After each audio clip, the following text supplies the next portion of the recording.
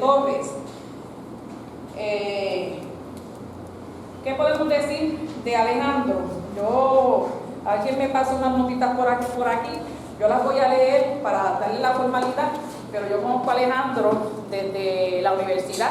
Aunque Alejandro estudiaba en la UP y yo estudiaba en Calley, fuimos compañeros de la misma organización política.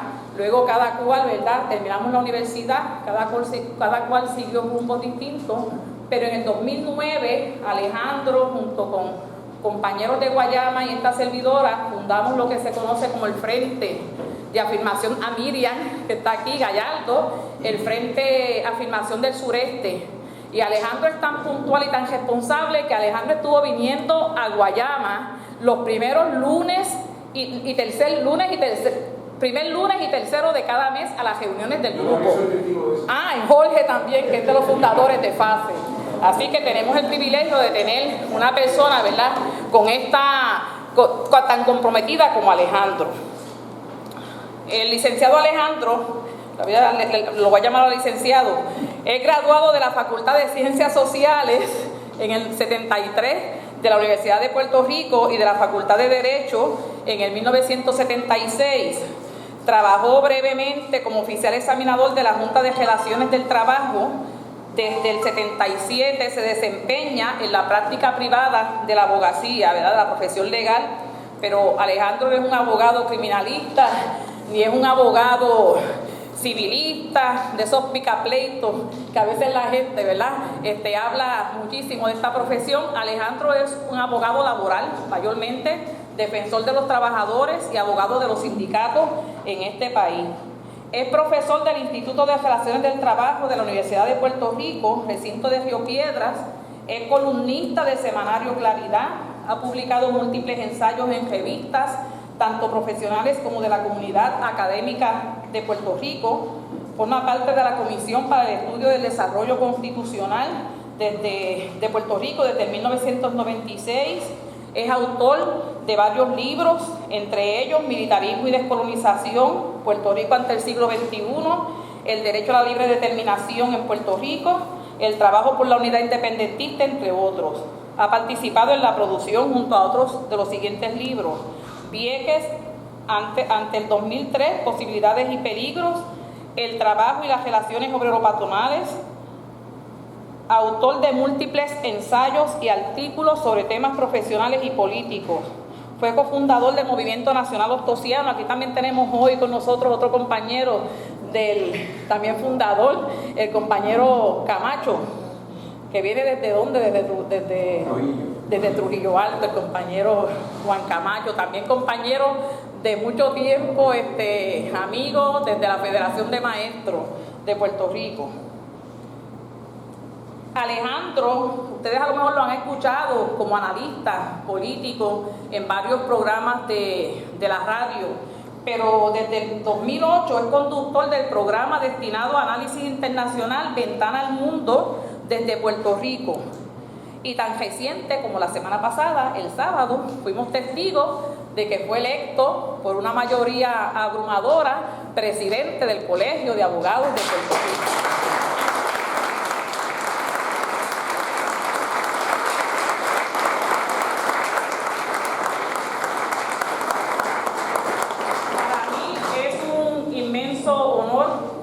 Me siento contenta de presentarles a ustedes al licenciado Alejandro Torres Rivera, el amigo, el compañero.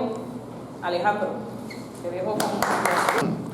Primero que todo, buenas noches a todos los compañeros y compañeras presentes.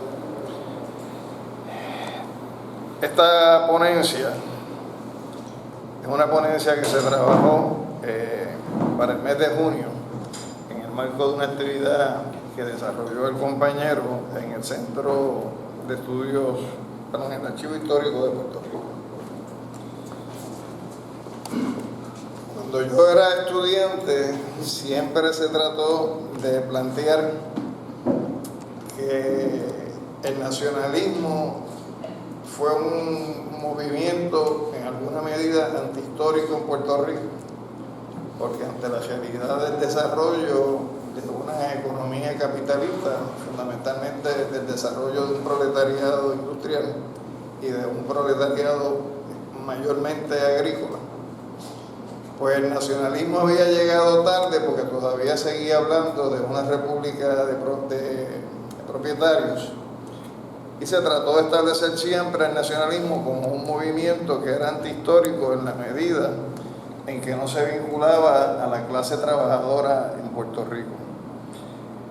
Eventualmente, pues, por investigaciones que uno hace, pues yo pude desarrollar una visión que me permite concluir hoy lo contrario a lo que era esa premisa que quizás en los años 70 yo defendí, y es lo que quiero compartir con ustedes, sobre todo en el marco de lo que fue la década de 1930, por la importancia que incluso esa década tiene para nosotros en el Puerto Rico de hoy.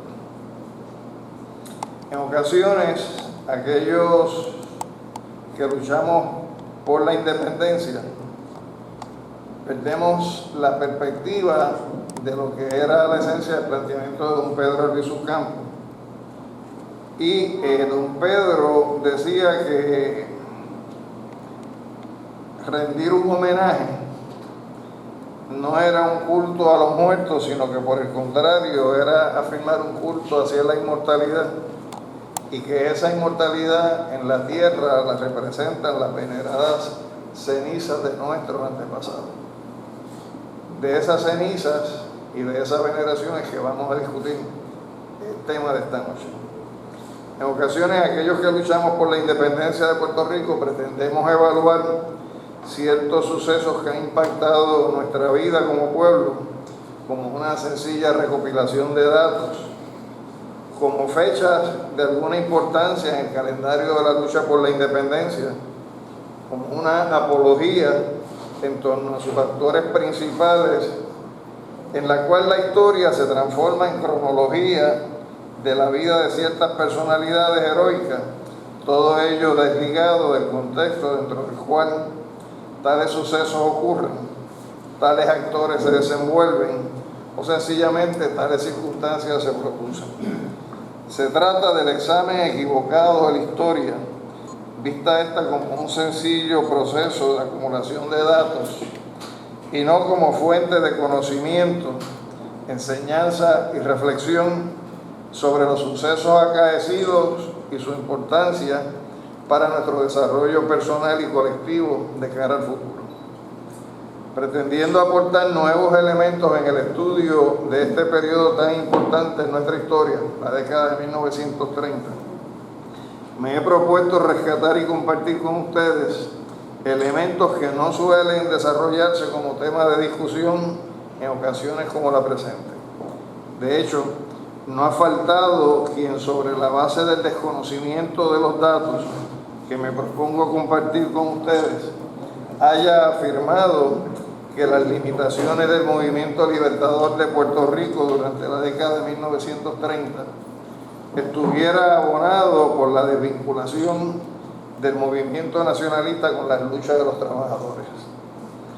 Durante el quinquenio que corre entre los años 1932 a 1937, se establecieron por parte del gobierno de los Estados Unidos en Puerto Rico las bases para evitar que el movimiento político por la independencia de nuestro país, de manera orgánica y masiva, se insertara en la lucha de las masas trabajadoras por alcanzar importantes reivindicaciones económicas y sociales.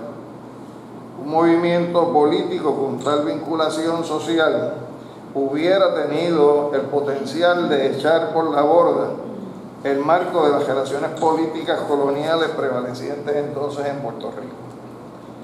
Esta reflexión que nos proponemos compartir con ustedes no pretende ser un análisis acabado de la valoración histórica y política de los sucesos que anteceden, bordean o se desarrollan en la lucha de independencia de Puerto Rico durante los años 30 del pasado siglo y su vinculación con la lucha de los trabajadores. Intenta, sin embargo, aportar unos elementos objetivos, otros meramente circunstanciales, que deberán en algún momento estar sujetos a un examen con mayor rigor sobre las condiciones políticas y económicas del periodo histórico dentro del cual ocurrieron tales sucesos y su vigencia con aquellas luchas aún presentes en nuestros tiempos. El Partido Nacionalista se funda mediante asamblea constituyente efectuada con tal propósito el 17 de septiembre de 1922 en el pueblo de Río Piedras. A la fecha de la fundación de este partido, Pedro Albizu Campos formaba parte del Partido Unión de Puerto Rico. Es el 12 de mayo de 1924 cuando Albizu decide ingresar en el Partido Nacionalista. Durante la conmemoración del natalicio de José de Diego, el 16 de abril de 1925, y mientras consumía su turno como orador, quien fuera el primer presidente que tuvo el Partido Nacionalista, este dirigió un saludo a la bandera de Estados Unidos como bandera que representa, cito, la libertad y la primera república de América. Al corresponderle su turno en la tarima, Albizu Campos, sin embargo, no saludó la bandera de Estados Unidos. Por el contrario, se expresó indicando que en Puerto Rico esa bandera representa la piratería y el pillaje, que ese pabellón fue izado sobre las espaldas de los negros norteamericanos y sigue siendo sostenido por la esclavitud de esos mismos infelices y de inmigrantes explotados de Europa, y actualmente es símbolo luctuoso para la humanidad entera. Es este discurso donde Albizu recurre a la expresión de que al nacionalismo le asiste el derecho de la revolución si es necesario. Se planteaban así dos visiones sobre el proceso político de lucha por la independencia, dos visiones sobre la organización política necesaria para encauzar la lucha de independencia hacia su objetivo final, la plena soberanía política. Se trató de un punto de ruptura histórico definitorio sobre el accionar nacionalista en Puerto Rico. El 6 de septiembre de 1925, Albizu Campos pasa a ser electo primer vicepresidente del Partido Nacionalista. Luego, a partir del 20 de junio de 1927, iniciará su gira por el Caribe y América del Sur, de donde regresa a Puerto Rico el 4 de enero de 1930. Albizu regresa a un Puerto Rico profundamente deprimido, tanto desde el punto de vista económico como desde el punto de vista espiritual. La realidad que vivía Puerto Rico entonces no era muy distinta a aquella que nos describiera Eugenio María de Hostos el 30 de octubre de 1898 en su discurso titulado El propósito social de la Liga de Patriotas, al indicar, y cito de Hostos, la población está pauperizada, la miseria fisiológica y la miseria económica se dan la mano, el paludismo que amomia al individuo está momificando a la sociedad entera. Estos tristes esqueletos semovientes que la bajura en la altura atestiguan que el régimen de reconcentración fue sistemático en el coloniaje, esa infancia enclenque, esa adolescencia pechundida, esa juventud ajada, esa virilidad enfermiza, esa vejez anticipada, en suma esa debilidad individual y social que está a la vista, me parece que hace incapaz de ayuda a sí mismo a nuestro pueblo. Como hoy, cuando Albizu regresa a Puerto Rico, los partidos políticos mantenían al país dividido en tribus que se disputaban de tiempo en tiempo cómo administrar la colonia. Fragmentada la conciencia nacional de los puertorriqueños, Albizu se plantea hacer valer su credo de que el nacionalismo es la patria organizada para el rescate de su soberanía. Durante las décadas anteriores, la dirección del movimiento de los trabajadores, de los agricultores y de los desempleados habían estado en alguna medida monopolizados por la Federación Libre de Trabajadores y el Partido Socialista, el cual era un partido de orientación anexionista.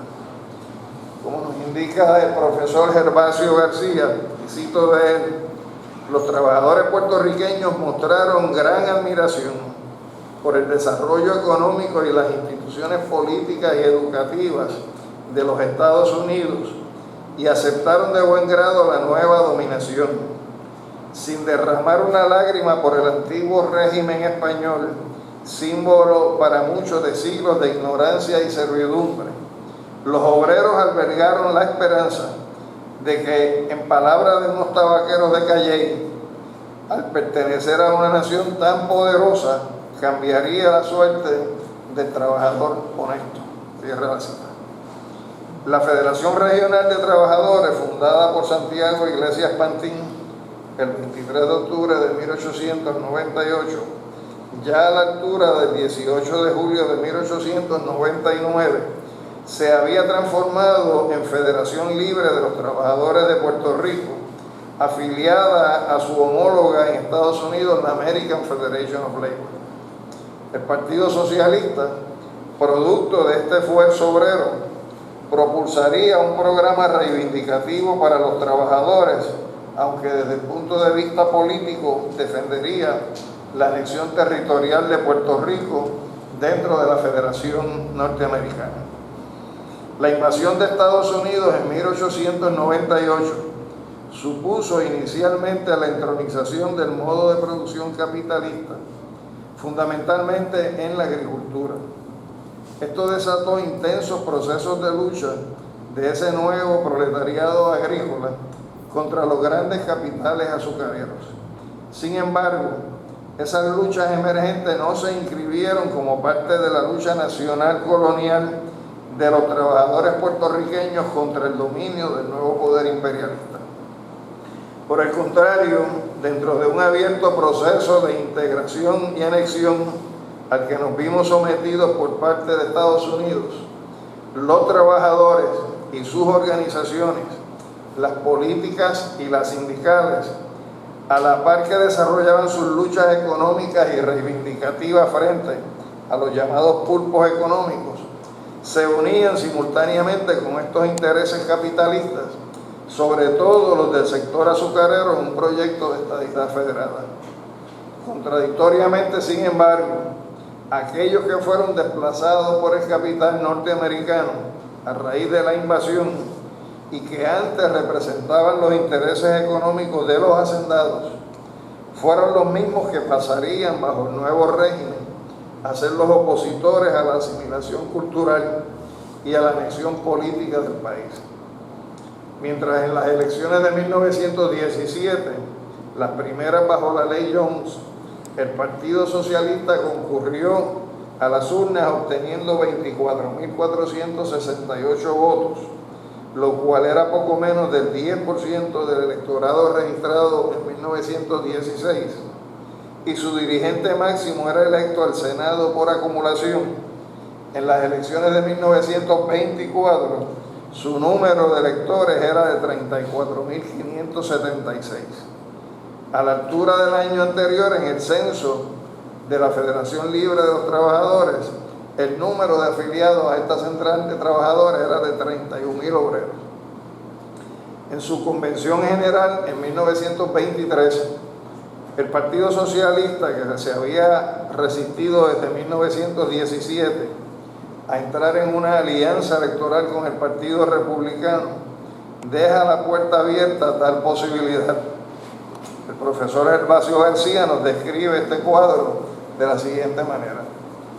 El Partido Unión, que había logrado solo escasa mayoría absoluta en las elecciones de 1920, 51.5% del sufragio, temía que se concretizara la coalición republicano-socialista. Por otro lado, el Partido Republicano, aunque veía en un pacto la única forma de lograr la victoria electoral que no experimentaba desde 1902, sentía amenaza obrera a nivel económico y temía por la revolución de las masas. Ante este cuadro sociopolítico, el liderato máximo de ambos partidos anunció la formación de la Alianza Puertorriqueña en 1924. Los tradicionales rivales se unían frente al fantasma rojo. Esta alianza fue fomentada por Washington, que estaba alarmado por la creciente ola huelgaria. Cierra la cita. El 24 de abril de 1924, Albizu le escribe a Antonio R. Barceló, quien entonces era presidente del Senado y quien fue el propulsor de la idea de la alianza puertorriqueña, contestando una invitación hecha. Barceló le convida como presidente del Partido Nacionalista a unirse en un esfuerzo común en su propuesta junto al Partido Socialista y en conjunto recabar de todos los partidos en la legislatura la aprobación de una resolución conjunta solicitando del Congreso de Estados Unidos que convoque al pueblo de Puerto Rico a una convención constituyente. Cierra la cita. En su carta, en lo referente al programa económico, Albizu Campos le propuso a Barceló, primero, retrotraer nuestras tierras a manos puertorriqueñas; segundo, industrialización del país; tercero, el desarrollo de la vida marítima y comercial para hacer a Puerto Rico un país esencialmente marítimo; cuarto, levantar el nivel de vida de los trabajadores. La invitación hecha por Albizu Campos no encontró eco en Barcelona. Un mes más tarde, el 12 de mayo, Albizu indicará, ya como resultado de la alianza formalizada entre el Partido Unionista y el Partido Republicano, donde se plantea como nuevo objetivo de dichos partidos la búsqueda de la soberanía dentro de la soberanía, lo siguiente, y cito de Albizu: la debatida frase soberanía dentro de la soberanía, nos dicen unos, quiere decir el Estado federal, y otros de que quiere decir el Estado libre asociado. Los autores de ella ofrecen interpretaciones que constituyen una antítesis. Lleva en sí la muerte. Por supuesto, no puede referirse al Estado federal porque este no es ni Estado ni es soberano. Es una mera provincia de la nación americana. Como la otra interpretación es tan contraria a esta, llegamos a la conclusión que la frase no quiere decir nada. Es un velo para encubrir el coloniaje que quiere implantarse con el consentimiento de los hombres en quien depositamos nuestra confianza. Nótese con interés cómo desde entonces Albizu Campos se refiere al término Estado libre asociado como una instancia de relación colonial inaceptable. La década de 1930 es recibida con los efectos acumulados de la caída de la Bolsa de Valores ocurrida en Nueva York en octubre de 1929, lo que había venido a rematar el estado de crisis en la cual se había subsumido el país como resultado de los destrozos de la economía e infraestructura existente como resultado del huracán San Felipe de 13 de septiembre de 1928. Un dato que nos ayuda a comprender el impacto de este huracán sobre nuestro país es el siguiente. Mientras el presupuesto de Puerto Rico era de 12 millones, los daños materiales ocasionados por San Felipe fueron de 85.3 millones, es decir, 7 veces mayores que el presupuesto. Los renglones económicos principales en los cuales descansaba la producción agrícola, como eran el café, el azúcar y el tabaco, reflejaban a su vez las siguientes pérdidas. En el café, 44% de los árboles de café y el 59% de los árboles de sombra, con una pérdida del 80 al 90% de la cosecha, equivalente a su vez a 8.7 millones de dólares. En el azúcar, la cosecha se perdió en un 32%, equivalente a 17.3 millones de dólares. Y en el tabaco las pérdidas fueron estimadas en 1.9 millones de dólares. Esta situación se vería agravada una vez más como resultado del huracán San Ciprián, que golpearía a nuestra isla en el año 1932. Otros datos que refuerzan este cuadro se relacionan con el ingreso per cápita. Mientras en 1902 había alcanzado $116, ya en 1933 ese ingreso per cápita era solamente de $82. Aún 10 años después, en 1939, dicho ingreso apenas alcanzaba $107. Es decir, que 10 años después todavía no llegaba a lo que era antes. Al comienzo de 1930, el analfabetismo, a pesar de los modestos progresos habidos, se mantenía en 41.4%. El 68.1% de los niños en edad escolar no asistían a clase y el 80.6% de la población no hablaba inglés. En cuanto al desempleo, para 1927, en un informe rendido por el gobernador Towner, se informaba que era de 60%. Electo Albizu Campos, presidente del Partido Nacionalista, en la asamblea efectuada en el Ateneo el 13 de mayo de 1930, el tema de los trabajadores y de sus luchas fue abordado. A tales efectos, en un manifiesto que se emitió como consecuencia de esa asamblea, se planteó lo siguiente, y cito del documento: libremos al obrero inmediatamente del caudillaje del obrerismo desorientado de origen yanqui, que bajo la sugestiva denominación de socialista, pero sin definición política alguna, y por tanto los más hábiles y eficaces defensores del coloniaje, lo han hecho portador de la bandera norteamericana, bajo cuya sombra impera este coloniaje, que nos ha convertido en esclavos de las corporaciones y empresas norteamericanas. A partir de dicho manifiesto, el Partido Nacionalista plantea como primer punto en su programa económico el siguiente propósito o aspiración. Cito nuevamente: organizará a los obreros para que puedan recabar de los intereses extranjeros o invasores la participación en las ganancias a que tienen derecho, asumiendo su dirección inmediata, poniendo hombres de talla, responsabilidad y patriotismo para dirigirlos. Cierra la cita.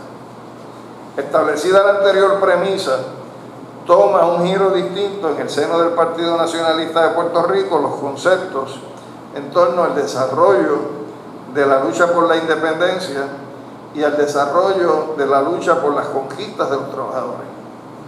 Queda así establecido en su programa la formulación de una línea de trabajo en la cual ambas luchas, la política y la económica, se conciben vinculadas y entrelazadas una con la otra como parte de una lucha común en la lucha de independencia. En los movimientos sociales más trascendentales de esa época, en las cuales estuvo involucrado la clase trabajadora y el pueblo en general, el nacionalismo, contrario a algunos señalamientos, no estuvo ausente. Nos dice la compañera Marisa Rosado al respecto, y cito de Marisa: Albizu Campos, con su incesante prédica, generó una serie de movimientos huelgarios contra el abuso de las compañías gasolineras. Los carros públicos se paralizaron y una huelga general contra el alto costo de la gasolina amenazó por primera vez el monopolio gasolinero. Más tarde, surgió un movimiento de protesta contra el alza en el precio del pan. Albizu también alertó al pueblo de que el precio del pan era excesivamente alto y que su calidad era pésima debido a que para su elaboración se enviaba harina de segunda clase. Cierra la cita. Más adelante, refiriéndose a la situación existente en la industria del azúcar y la vinculación del Partido Nacionalista de Puerto Rico con la lucha que libraban los trabajadores, Rosado nos indica lo siguiente. Abro cita: en enero de 1934, los trabajadores de la caña en la Central Fajardo declaran huelga por mejores salarios y en rechazo al convenio colectivo firmado entre los líderes de la Federación Libre, Partido Socialista, y los azucareros. El liderato obrero ocupaba en ese momento posiciones en el gobierno colonial, hecho que le impedía representar a los obreros en forma adecuada por ser ellos mismos parte de la clase dominante. Esta huelga iba dirigida no a los patronos, sino contra el propio liderato obrero, que los había traicionado firmando un contrato muy por debajo de sus aspiraciones. Esta afirmación que hace Marisa tiende a coincidir con aquella que expresa el taller de formación política en la investigación y libro que publica titulado Huelga en la Caña, 1933-34. Y dice el taller de formación política lo siguiente: la participación del nacionalismo, que era el único movimiento claramente antiimperialista de la isla, en el seno de la propia protesta obrera, creaba una situación explosiva que ponía en serias dificultades al gobierno. La huelga había nacido desde las entrañas mismas de las masas proletarias, y desde esas mismas entrañas había surgido el llamado al dirigente máximo del nacionalismo. Cierra la cita. Ese mismo mes de enero, específicamente el día 12, el Partido Nacionalista funda en Guayama durante una manifestación obrera a la cual concurrieron unos 6.000 trabajadores, la Asociación de Trabajadores Puertorriqueños, la ATP, es decir, crearon una central obrera. Pasó a presidir la misma el doctor Eugenio Vera.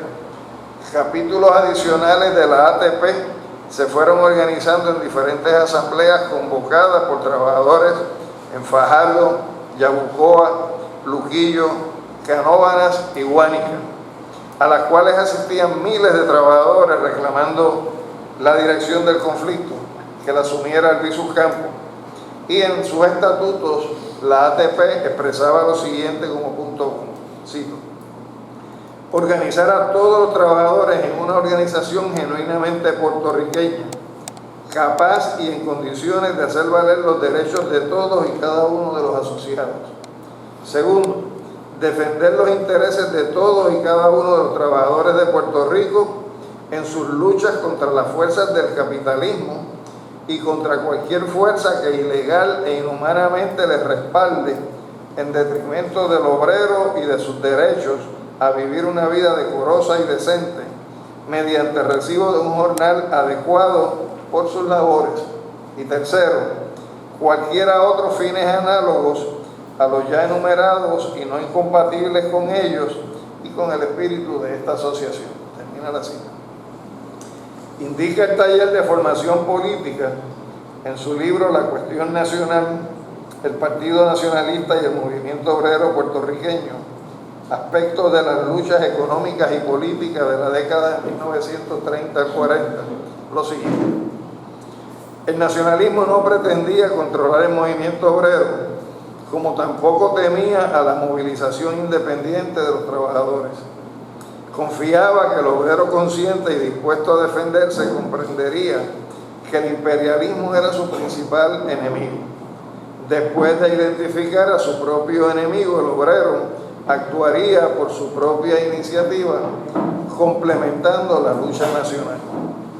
Más adelante, en el capítulo 13, titulado ¿Por qué no se vincularon sólidamente el nacionalismo y el movimiento obrero?, se indica a la página 152 del libro lo siguiente, cito nuevamente: la organización de los trabajadores en lucha por sus intereses históricos y la formación de una organización rebelde eran dos tareas que el nacionalismo no veía en términos conflictivos.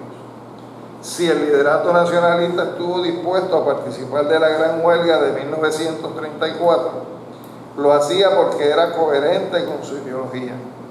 A su vez, los obreros pidieron a Albizu que participara en la huelga y en su sentido más profundo querían que sustituyera el liderato obrero.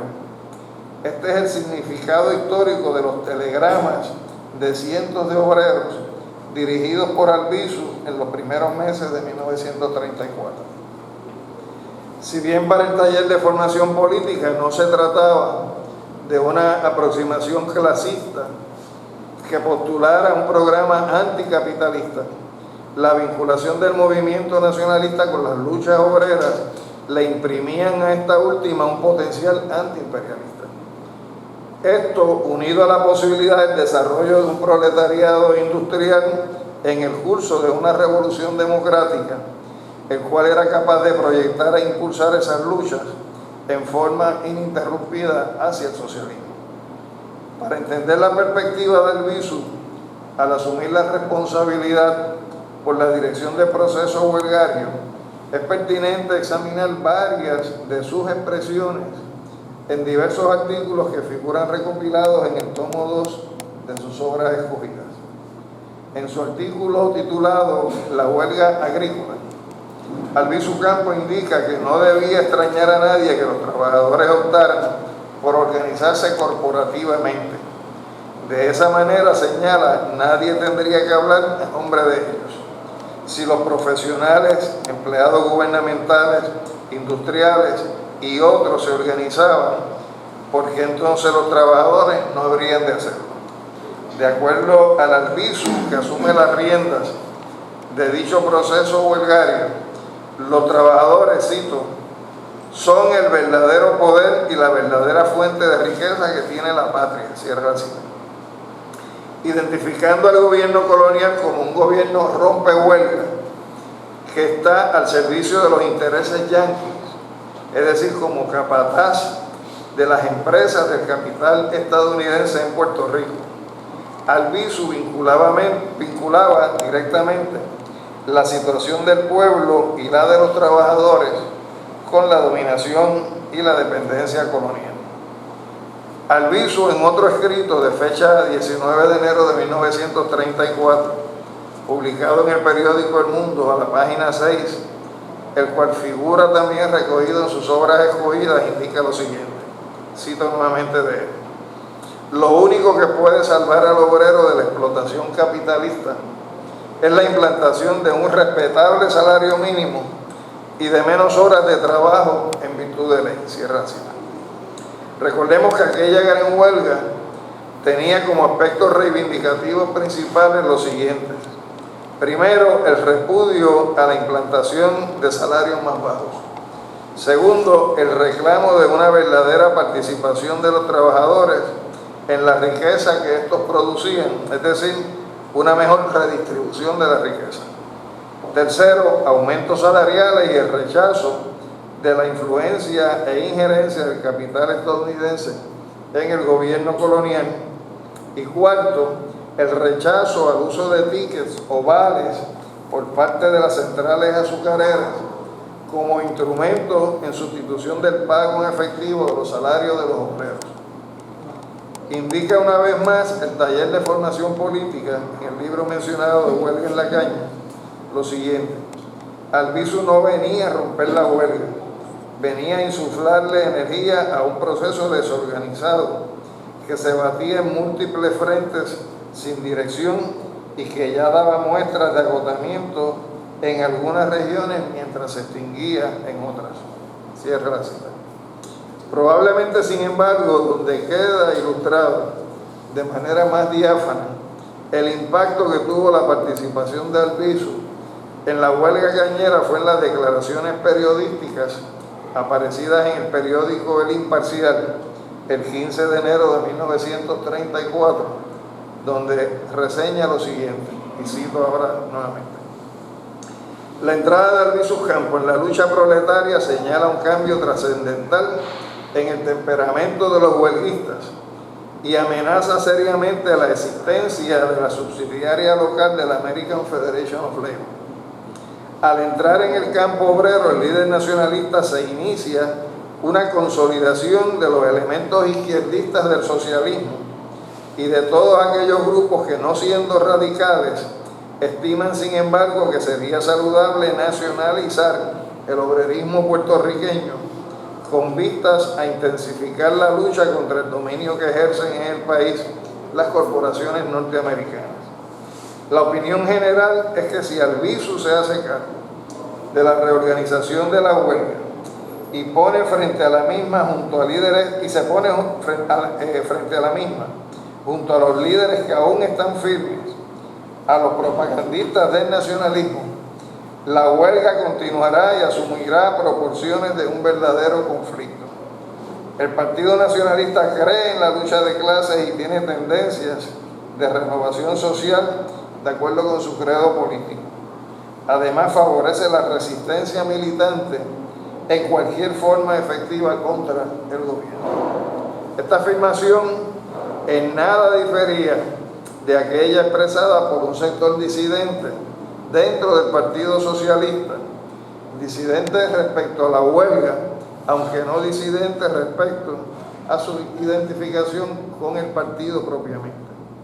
Este sector, autodenominado Afirmación Socialista, indicaba algo similar a lo que apareció en el Imparcial, porque en un manifiesto que publicaron el 15 de enero de 1934, repiten: al entrar en el campo obrero el líder nacionalista, se inicia una consolidación de los elementos izquierdistas del socialismo y de todos aquellos grupos que, no siendo radicales, estiman sin embargo que sería saludable nacional al obrerismo puertorriqueño con vistas a intensificar la lucha contra el dominio que ejercen en el país las corporaciones norteamericanas. Cierra la cita.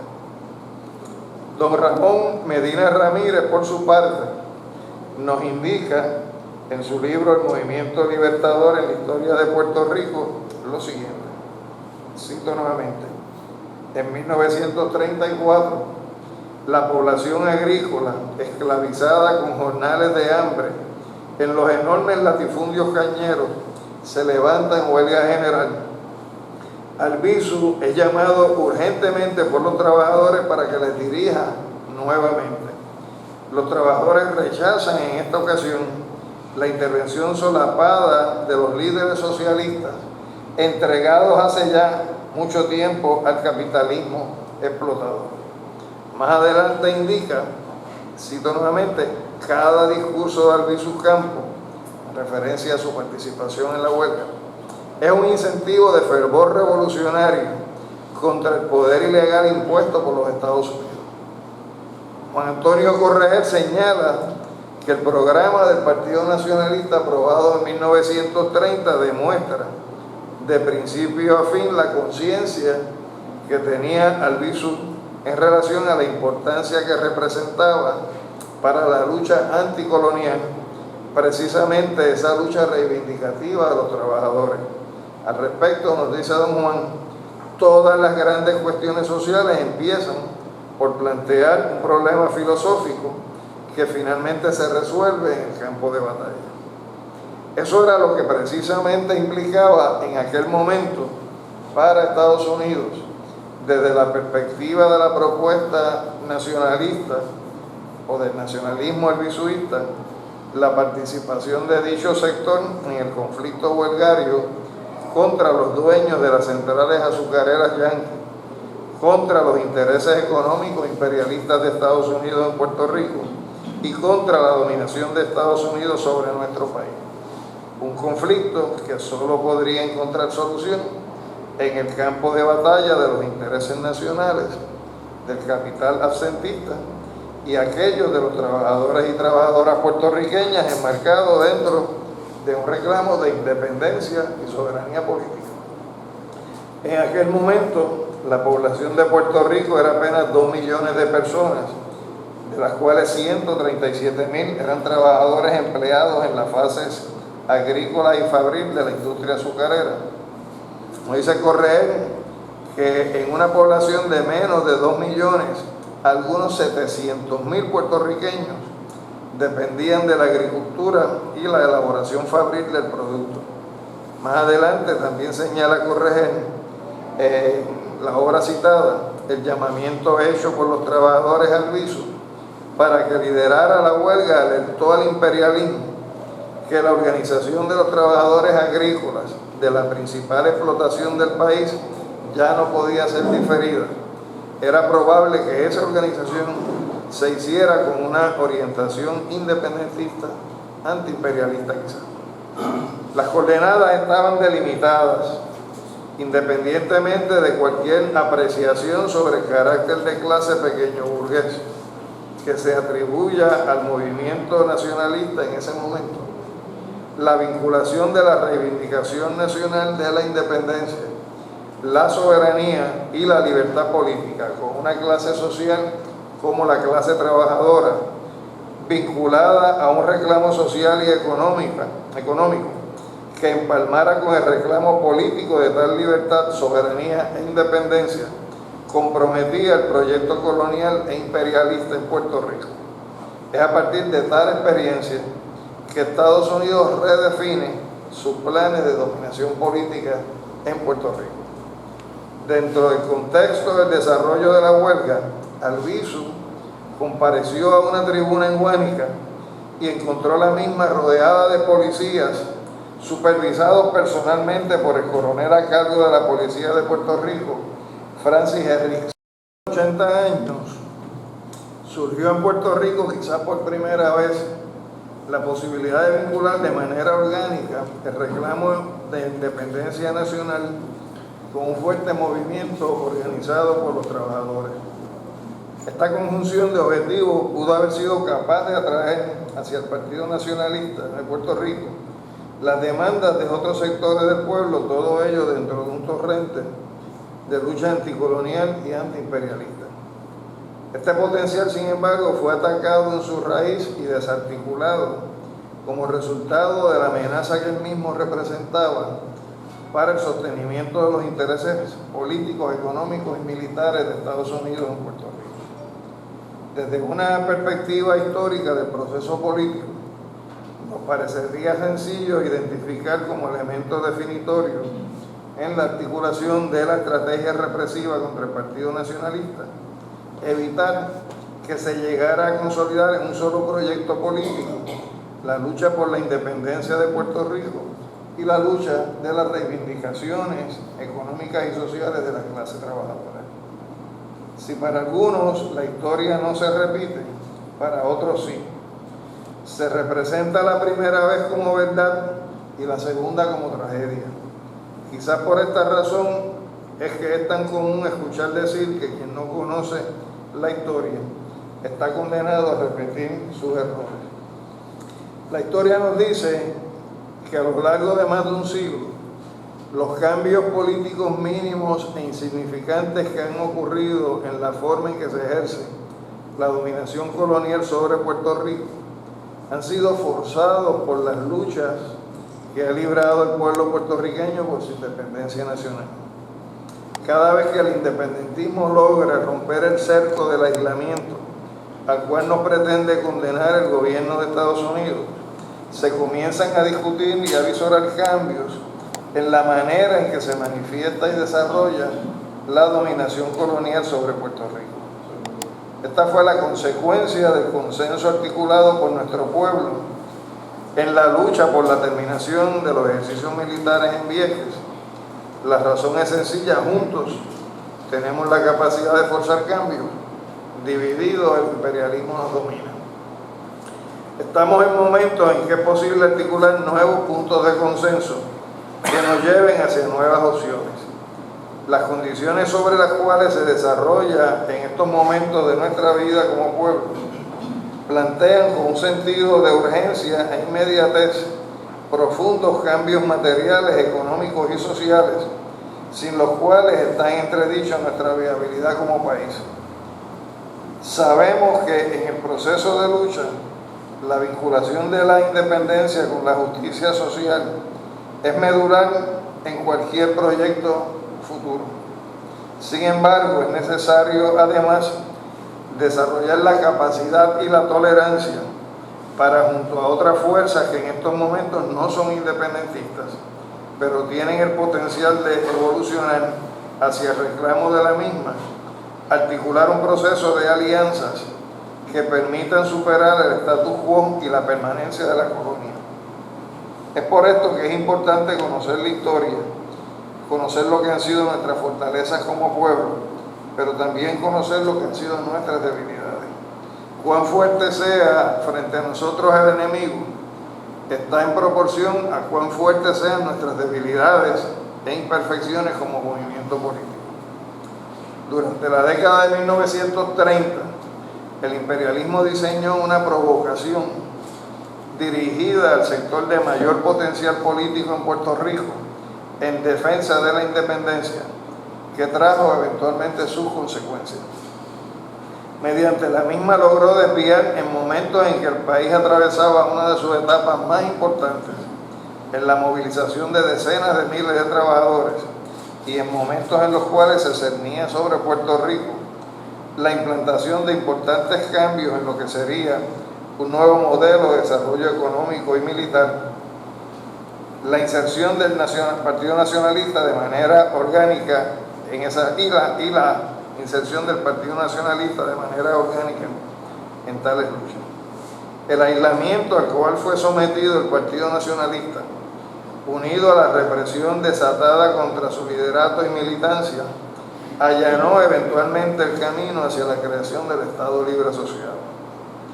Hoy, luego de más de 8 décadas, cuando la criatura engendrada en 1952 se agota en su modelo de desarrollo y entra en su más profunda crisis estructural en su historia, la independencia se plantea ya no como un sueño de unos cuantos, sino como una necesidad inescapable para todos. Las estrategias que para su adelanto formulemos hoy deben asegurarnos nuestros objetivos sin responder a provocaciones por parte de nuestros enemigos, sin vacilaciones de clase alguna a la hora de tomar nuestras decisiones. Sin embargo, la postura imperial de los sectores más conservadores de Estados Unidos parecería responder al interés de asegurar el control sobre sus territorios bajo modelos distintos. En medio de la crisis fiscal por la que atraviesa Puerto Rico, en el Congreso de los Estados Unidos se discutía y eventualmente se aprobó el proyecto de ley HR 5278. Si bien se trata de un proyecto que provee para la colocación en sindicatura al gobierno de Puerto Rico mediante la imposición de una Junta de Control Fiscal, ciertamente lo más importante de la misma es la uniformización por parte del Congreso de Estados Unidos, al amparo del artículo 4, sección 3 de su Constitución, de una política territorial para todos sus territorios y posesiones. Y aquí voy a hacer un alto. Si uno examina ese proyecto de ley promesa, es la primera vez desde los casos insulares, que es lo que ha regido hasta ahora la normativa de las relaciones de Estados Unidos hacia Puerto Rico, donde Puerto Rico pertenece a, pero no forma parte de, y por lo tanto, aunque hayan ciudadanos aquí, se les puede tratar de manera distinta. Es la primera vez que Estados Unidos uniformiza una política territorial hacia sus posesiones insulares, donde cualquier vestigio de diferencia que pudiéramos haber pensado tenía el ELA con relación a Islas Vírgenes estadounidenses o a la Samoa americana, donde no hay ciudadanos sino nacionales, o a Guam o al Commonwealth de las Marianas, eso desaparece. Todos son territorios bajo la misma definición y sobre ellos el Congreso puede hacer lo mismo que se está planteando, puede hacer promesas sobre nosotros. Es una ley dirigida a Estados Unidos legitimar la tenencia a perpetuidad por acción del Congreso, por legislación de colonias. Si Estados Unidos hubiera querido de alguna manera empujarnos a nosotros hacia la libre asociación, lo único que tenía que hacer es darle reformas a ELA para que hubiera nuevos poderes políticos. Si hubiera querido empujarnos hacia la independencia, lo que tenía que hacer era estructurar, como hizo con Filipinas, una ley con una transición hacia la independencia. Lo que es promesa es una ley dirigida a perpetuar ese régimen de dominación colonial de Estados Unidos de manera uniforme sobre todas sus posesiones insulares. Por lo tanto, se trata de una medida política que tiene que ser respondida de una manera política por parte de nuestro pueblo, y la única vía de responder políticamente es nosotros autoconvocarnos en el ejercicio de nuestro derecho a la libre determinación.